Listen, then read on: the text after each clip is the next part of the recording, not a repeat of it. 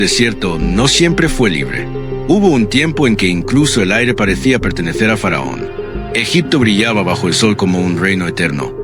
Templos gigantes, estatuas de dioses con mirada de piedra y ríos de oro que recorrían los palacios. Pero detrás de esa grandeza, en los barrios ocultos donde el polvo se mezclaba con el sudor, un pueblo entero trabajaba sin descanso. Sus manos levantaban ciudades, pero sus nombres no quedaban escritos en ninguna pared. Eran los hebreos, y su historia estaba a punto de cambiar el destino del mundo. Cada amanecer comenzaba igual. El sonido seco de los látigos, el crujir de las piedras arrastradas, los susurros de oraciones dichas en voz baja para no ser castigados. Sin embargo, algo distinto flotaba en el ambiente aquella mañana.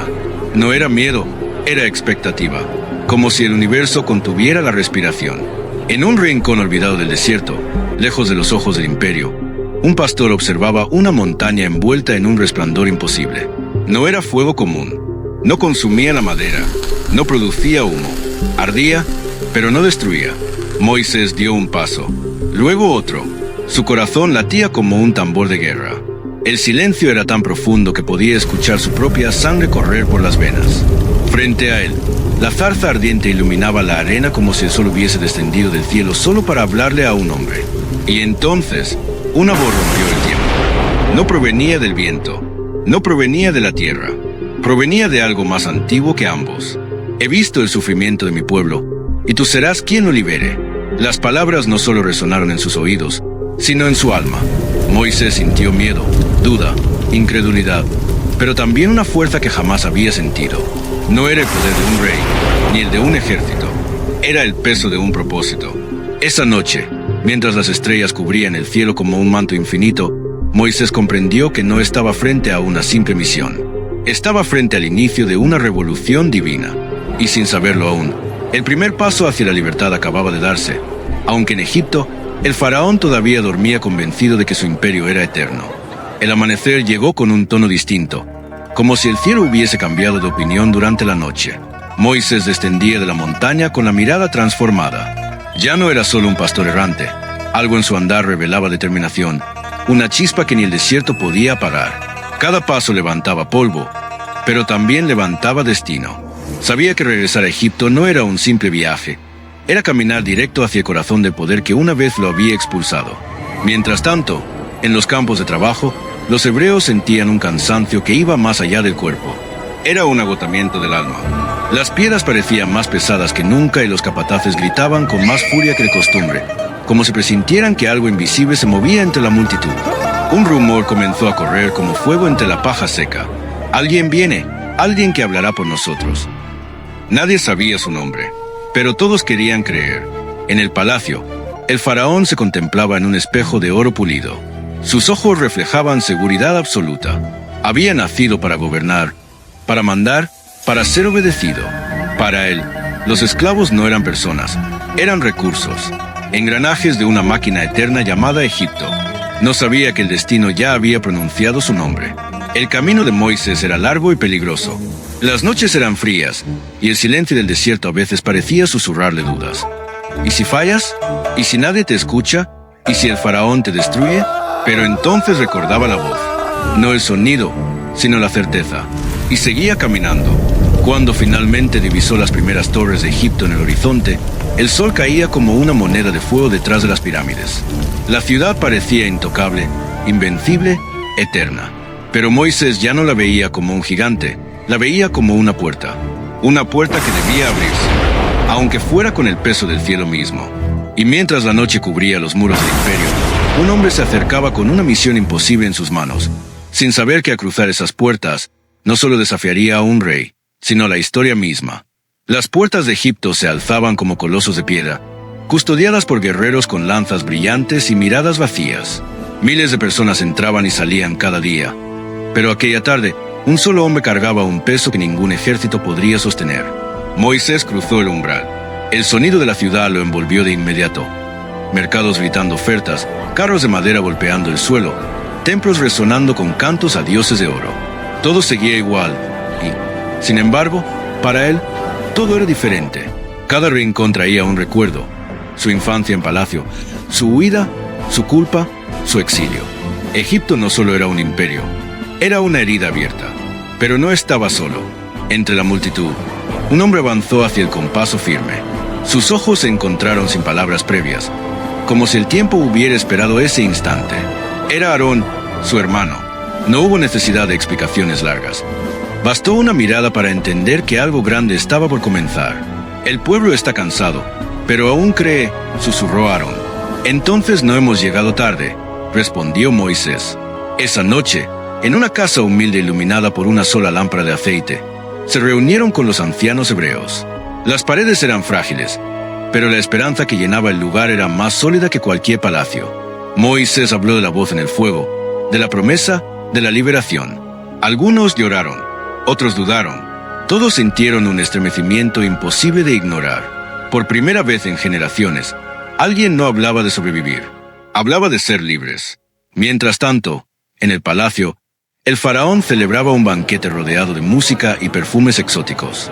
Copas de vino chocaban en brindis interminables. Nadie mencionaba esclavos. Nadie hablaba de sufrimiento. En su mundo, Egipto era perfecto. Pero en las sombras de la misma ciudad, una chispa acababa de encenderse. Al salir de la reunión, Moisés miró al cielo. Las estrellas brillaban sobre las pirámides como testigos silenciosos. Sabía que el siguiente paso sería el más peligroso de todos. Enfrentarse al hombre más poderoso del mundo y decirle una palabra que jamás había escuchado como orden. Déjalos ir. Y aunque la noche parecía tranquila, el destino ya avanzaba. Porque al amanecer, dos hermanos caminarían directo hacia el trono del imperio. El amanecer no llegó suave. Llegó dorado y pesado, como si el sol mismo supiera que iba a presenciar un choque de voluntades que resonaría por siglos. Moisés y Aarón caminaron hacia el palacio atravesando avenidas de mármol y columnas gigantes talladas con victorias antiguas. Soldados los observaban con desdén, nobles susurraban entre risas contenidas. Dos hombres vestidos con polvo del desierto pidiendo audiencia real, parecía una broma, pero algo en sus miradas impedía que los echaran sin más. Las puertas del salón del trono se abrieron con un eco profundo. Allí estaba el faraón, sentado sobre oro y piedra, coronado como un dios viviente, con el Nilo bordado en sus vestiduras y el orgullo brillando más que cualquier joya. Sus ojos descendieron lentamente sobre los visitantes, evaluándolos como si fueran simples granos de arena traídos por el viento. El silencio se hizo inmenso. Aarón respiró hondo. Moisés dio un paso al frente. Así dice el Dios de Israel, deja ir a mi pueblo. Las palabras no fueron gritadas. No lo necesitaban. Cayeron en el salón como un trueno contenido. Durante un segundo eterno, nadie se movió. Luego, una risa surgió del trono. Primero leve, después fuerte, finalmente burlona. El faraón se inclinó hacia adelante, sus ojos encendidos de incredulidad y ofensa. ¿Quién es ese Dios para que yo le obedezca? La pregunta no era duda, era desafío. El aire se volvió denso.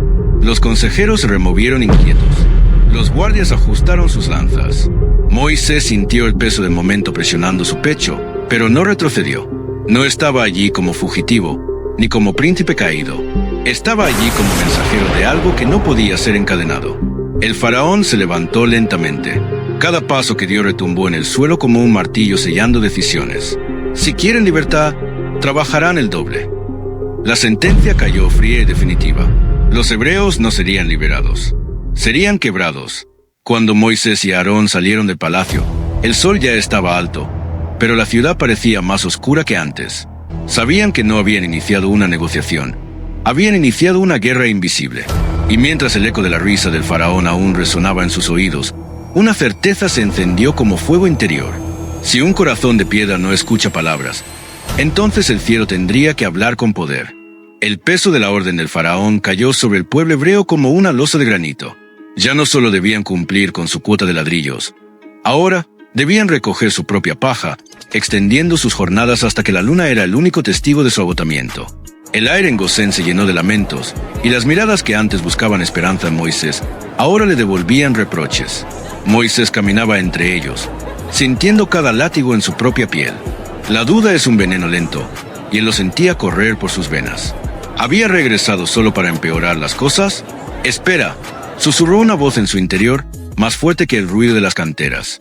«El orgullo de un hombre es el escenario de mi gloria». Al día siguiente, antes de que el sol terminara de lamer el horizonte, Moisés y Aarón se dirigieron al lugar que le daba la vida a todo el imperio, el Nilo. El río no era solo agua para Egipto, era un dios. Sus corrientes traían el limo fértil, su cauce era la arteria por la que fluía la riqueza, y su frescura era el orgullo del faraón. Allí estaba él, saliendo a bañarse con su séquito, rodeado de sirvientes que abanicaban su arrogancia. El monarca los vio acercarse y sonrió con desprecio, creyéndose el dueño del cauce eterno. Pero Moisés no llevaba una petición esta vez, llevaba una sentencia. Puesto que no has escuchado, sentenció Moisés, su voz vibrando con una autoridad que no era suya. Con esto sabrás quién es el Señor. Aarón extendió la vara y golpeó la superficie del agua. En un segundo de silencio absoluto, el mundo pareció detenerse. El azul cristalino del río, ese espejo del cielo que alimentaba a millones, comenzó a convulsionar. Un color denso, oscuro y metálico empezó a brotar desde el centro de la corriente, expandiéndose como una mancha de aceite en un lienzo blanco. No era tinte, no era lodo, era el olor a hierro, era el calor de la vida convertida en muerte. El Nilo se convirtió en sangre. El grito del faraón quedó atrapado en su garganta mientras veía cómo sus peces morían y flotaban en la superficie, y cómo la fuente de su poder se transformaba en una cloaca roja y putrefacta que clamaba justicia desde las profundidades. El agua en las jarras de oro, en los pozos de las casas y en los canales de riego, todo se volvió rojo. Egipto, la joya del mundo, de pronto tenía sed, una sed que ninguna corona podía saciar. Pero mientras el faraón retrocedía con asco y horror, sus ojos se cruzaron con los de Moisés. En ese momento, la verdadera batalla no estaba en el agua, sino en la voluntad de un rey que se negaba a doblar la rodilla, sin saber que esto era solo el primer suspiro de una tormenta que borraría su nombre de la historia. Porque el río ya no cantaba vida. Ahora el río empezaba a gritar.